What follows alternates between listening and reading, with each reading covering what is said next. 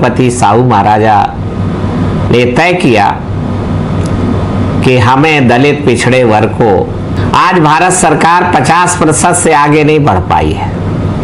जो मील का पत्थर 4 लाइन का न्यायपूर्ण वक्तव्य नहीं रख सकता है, कोई आर्गूमेंट नहीं कर सकता है कि भाई जिसकी जितनी के अंदर, भारत की सीमाओं के अंदर जहां ब्राह्मणवादी कानून लागू है, वहां पर आपको वर्ण व्यवस्था के सबसे ज्यादा उस समय ठेकेदार, पहरेदार मोहनदास करमचंद गांधी थे। और वो कांग्रेस। सम्मानित साथियों, जय भीम, जय भारत, जय छत्रपति साहू महाराजा। आज 26 जून 2024 छत्रपति साहू महाराजा कोल्हापुर नरेश का जन्म दिवस है और आज ही के दिन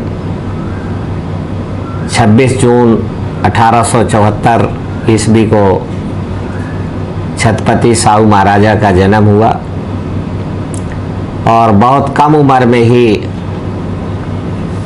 वह कोल्हापुर रियासत के राजा बने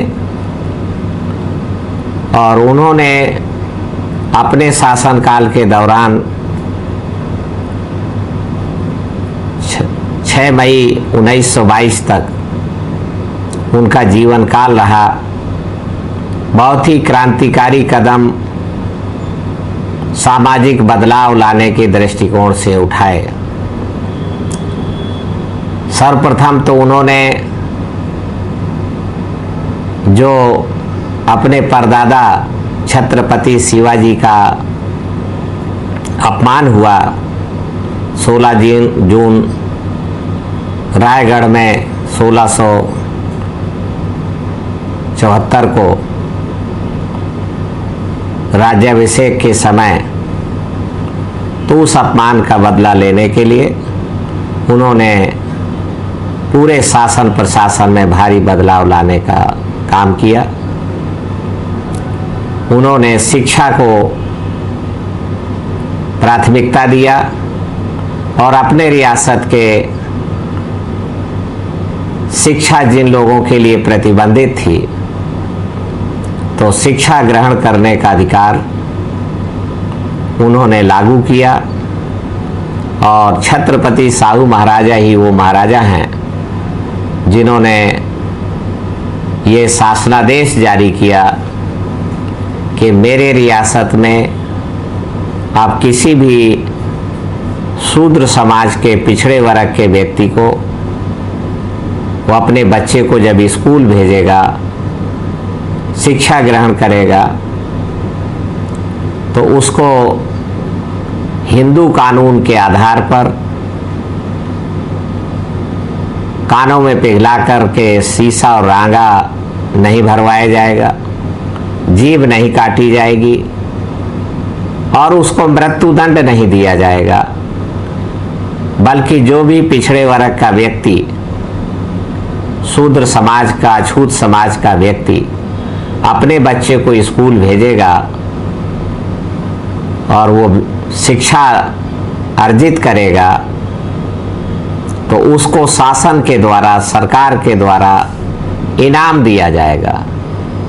छात्रवृत्ति का इंतजाम छत्रपति साहू महाराजा ने, मैं समझता हूँ कि कोल्हापुर रियासत भारत के सभी रियासतों में अनोखी रियासत है, जिन्होंने पंडे पुरोहितों के विपरीत जाकर के, खिलाफ जाकर के और शिक्षा ग्रहण करना सभी नागरिकों को लिए जो मनाही थी, वो मनाही हटाई और उसको विशेष दर्जा दे करके हौसला अफजाई किया।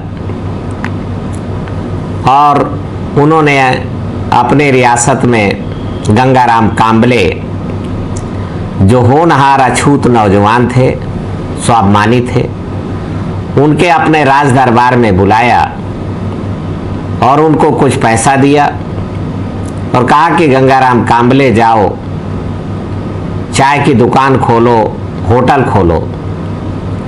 गंगाराम कांबले महार अछूत थे, उन्होंने हाथ जोड़ के राजा साहब से विनती किया कि मैं साहब राजा आदमी, मुझे उल्टा काम क्यों सिखा रहे हैं? मेरे हाथ का कौन चाय पिएगा, कौन खाना खाएगा? और मैं तो अछूत हूँ। छत्रपति साहू महाराजा ने राज दरबार में ही ऐलान किया कि गंगाराम कांबले जाइए, होटल खोलो, चाय की दुकानें खोलो। छत्रपति साहू महाराजा पूरे राज दरबार को लेकर के राजसी ठाट बाट के साथ तुम्हारे अछूत के होटल पे खाना खाने, चाय पीने आएगा। छुआछूत को समाप्त करने का इतना क्रांतिकारी कदम भारत के इतिहास में दूसरा कोई हमें मिलता नहीं है। और छत्रपति साहू महाराजा ने अपने रियासत में इस तरीके के अनेक क्रांतिकारी कदम उठाने का काम किया और समाज में बड़ा बदलाव आया। उन्होंने जगह जगह पर स्कूल खुलवाए, कॉलेज खुलवाए, अछूत बच्चों के पढ़ने के लिए स्पेशल छात्रावास खुलवाए और वह 1919 में, नवंबर 1919 में कानपुर भी आए और कानपुर में उन्होंने एक बड़ी कुर्मी क्षत्रिय जनसभा को संबोधित किया। उनकी यादगार में ही मानवर कांशीराम जी ने कानपुर में छत्रपति साहू महाराजा कृषि विश्वविद्यालय की स्थापना किया। माननीय छत्रपति साहू महाराजा ने जब अछूत वर्ग में, पिछड़े वर्गों में पढ़े लिखे नौजवानों की संख्या काफ़ी तैयार हो गई, तो साहू महाराजा का ये मानना था कि जिस समाज में शासन और प्रशासन में हिस्सेदारी नहीं होती है, वो समाज अपने हितों की रक्षा नहीं कर पाता है। और जो समाज लंबे अरसे तक अपने हितों की सुरक्षा नहीं कर पाता, वह समाज एक न एक दिन गुलाम बन करके रह जाता है। इसलिए छत्रपति साहू महाराजा ने तय किया कि हमें दलित पिछड़े वर्ग को अगर समानता के स्तर पे लाना है, न्याय देना है, अपने हितों की रक्षा करनी है, तो शासन और प्रशासन में हिस्सेदारी होना जरूरी है। तो 26 जुलाई 1902 को उन्होंने अपने कोल्हापुर रियासत में राजाज्ञा जारी करके मंत्रिपरिषद से प्रस्ताव पास कराकर शूद्रों के लिए, पिछड़े वर्गों के लिए 50% आरक्षण घोषित किया और उसको लागू किया। आज भारत सरकार 50% से आगे नहीं बढ़ पाई है। जो मील का पत्थर छत्रपति साहू महाराजा ने 1902 में, आज उसको 122 साल हो गए। तो जो 1902 में उन्होंने आधारशिला रखी थी, भारत सरकार आज वही अटकी हुई है, उससे आगे नहीं बढ़ पा रही है। जिसकी जितनी संख्या भारी, उसकी उतनी हिस्सेदारी। ये जो नैसर्गिक न्याय और इसके खिलाफ कोई भी 4 लाइन का न्यायपूर्ण वक्तव्य नहीं रख सकता है, कोई आर्गूमेंट नहीं कर सकता है कि भाई जिसकी जितनी जनसंख्या है, उन वर्गों की उतनी शासन और प्रशासन में हिस्सेदारी होनी चाहिए, वो कैसे भी हो। वो साहू महाराजा ने अपने रियासत में लागू किया। उनके मंत्रिपरिषद ने, जो उच्च वर्ग के कुलीन मंत्री थे, उन्होंने विरोध कर दिया कि ये हमारे रियासत में संभव नहीं है।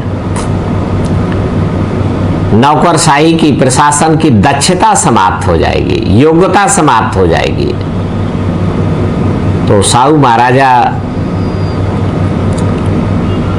ने अपने मंत्री परिषद को साथ में लिया और उसको घुड़साल में ले गए और वहाँ पर पूछा कि बताइए इंचार्ज से कि एक घोड़े की दिन भर की खुराकी क्या है।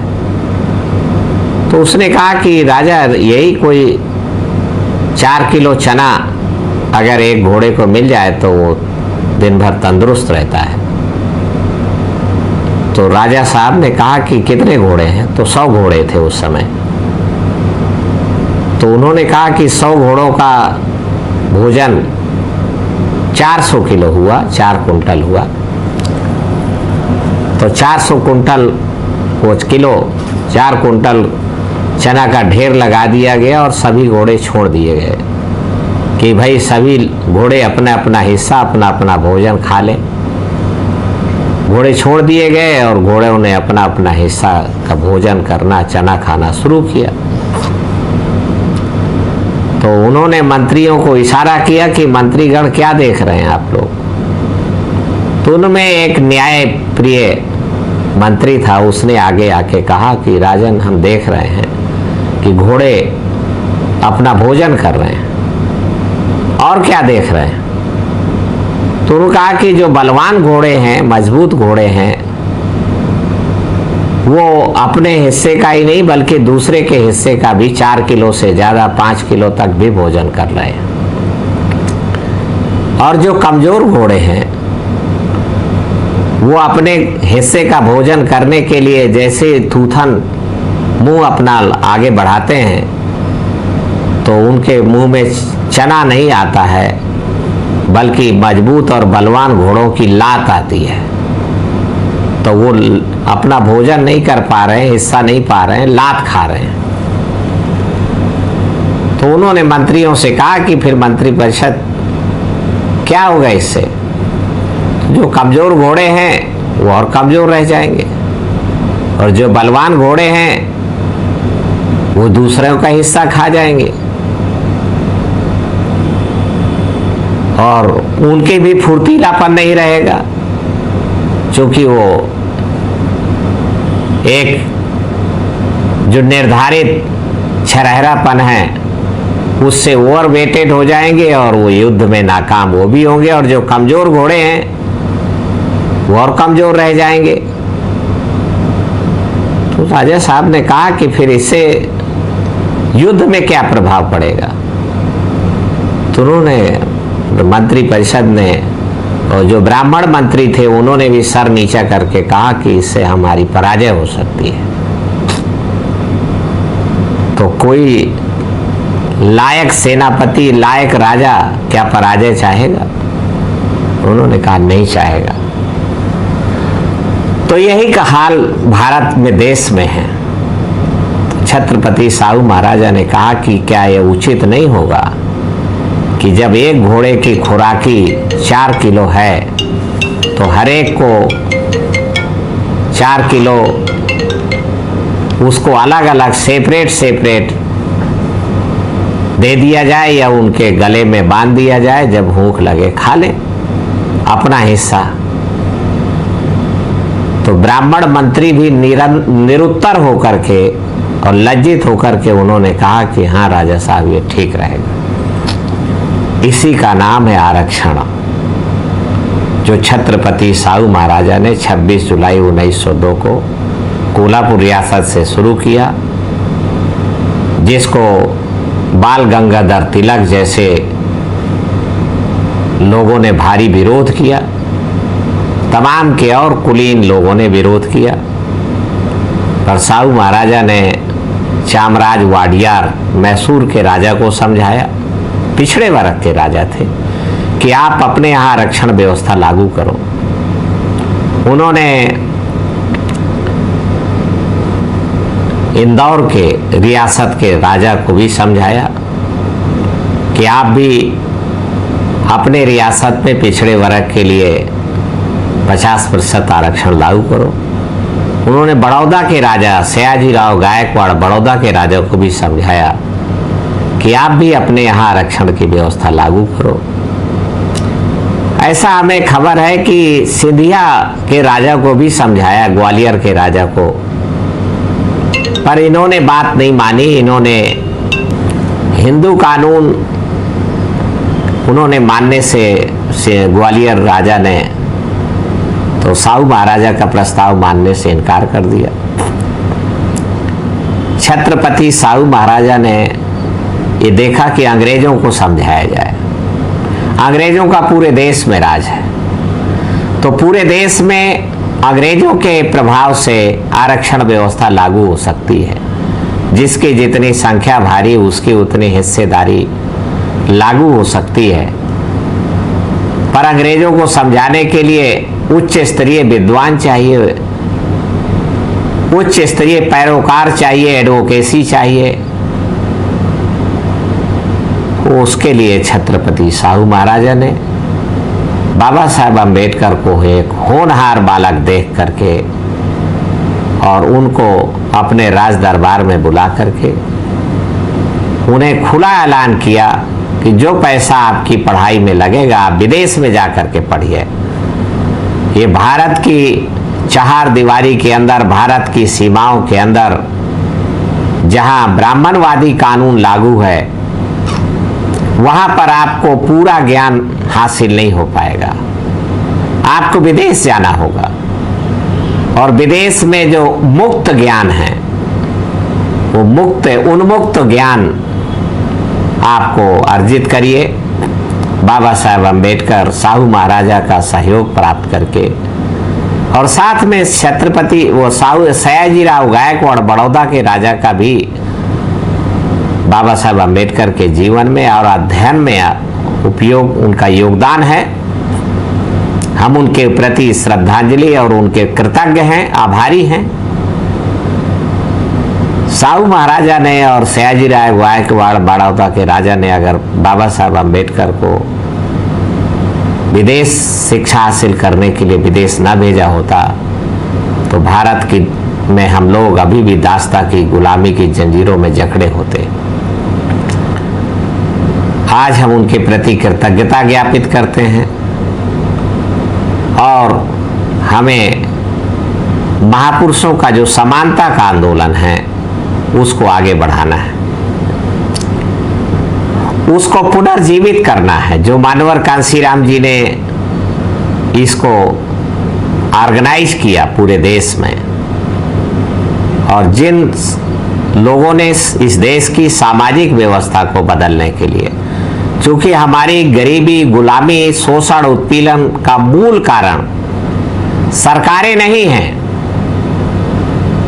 बल्कि इस देश की सामाजिक व्यवस्था के कारण हम इस देश में आजादी के 75 साल बाद भी गुलाम हैं।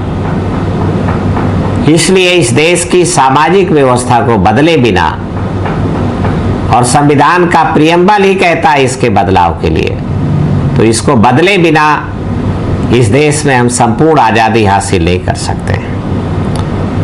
बाबा साहब अम्बेडकर इन दोनों पिछड़े वर्ग के राजाओं का सहयोग पाकर के विदेशी शिक्षा हासिल करके विश्व विद्वान बन करके भारत में 1916 में वापस लौटे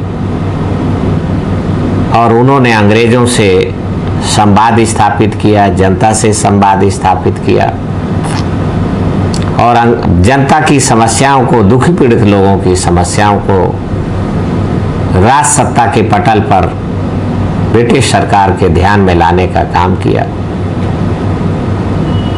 और बड़ा भारी बदलाव लाने में बाबा साहब अम्बेडकर कामयाब हुए। 21 मार्च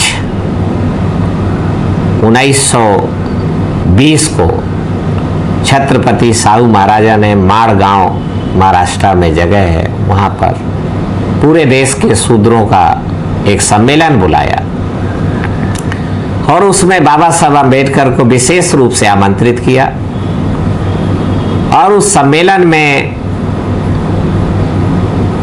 छत्रपति साहू महाराजा ने ऐलान किया कि मेरे भाइयों, आप कान खोल करके सुन लो और आंखें खोल कर देख लो, ये डॉक्टर भीमराव अंबेडकर ही वो महान शख्सियत है जो समस्त पिछड़े वर्ग की और अछूतों की गुलामी की बेड़ियों को काट देगा, गुलामी की जंजीरों को तोड़ देगा और ये तुम्हारा मुक्तिदाता साबित होगा।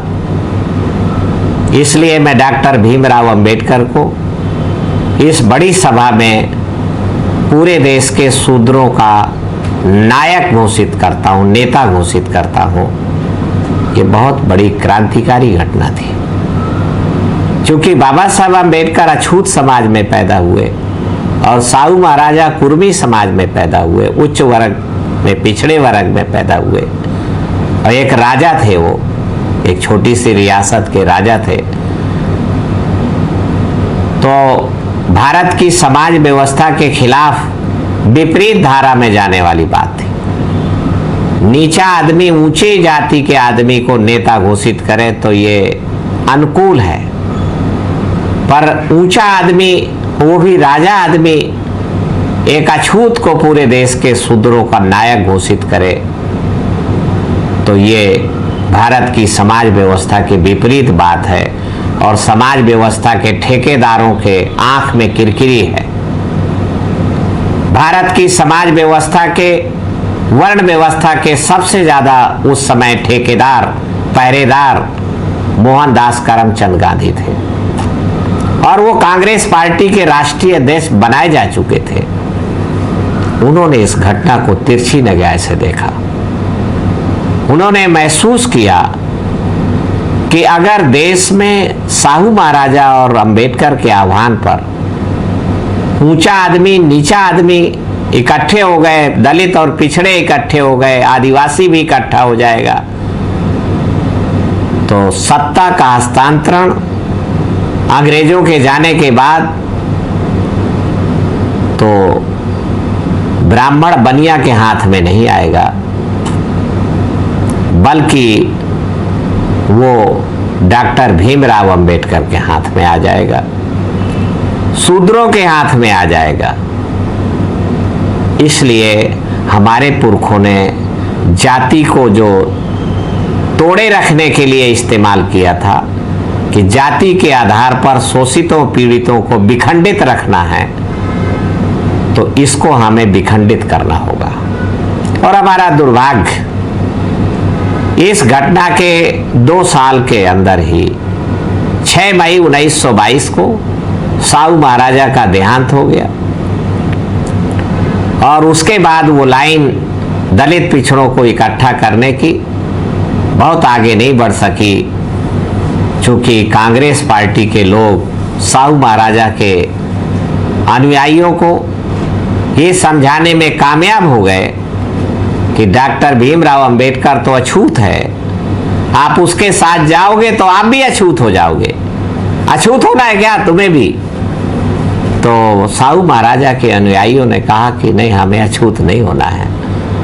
तो उन्होंने कहा कि तो फिर अंबेडकर का साथ दें। जेडे और जावालकर, जिनको साहू महाराजा अपना मजबूत स्तंभ बना करके गए थे कि डॉक्टर अंबेडकर का साथ देना, 1930 के गोलमेज सभा लंदन में अकेले पड़ गए, अलग थलग पड़ गए और उनके सामने मजबूरी आ गई कि जिनकी तरफ से वो पैरोकार नामित हुए हैं वो उनके हितों में बात करें।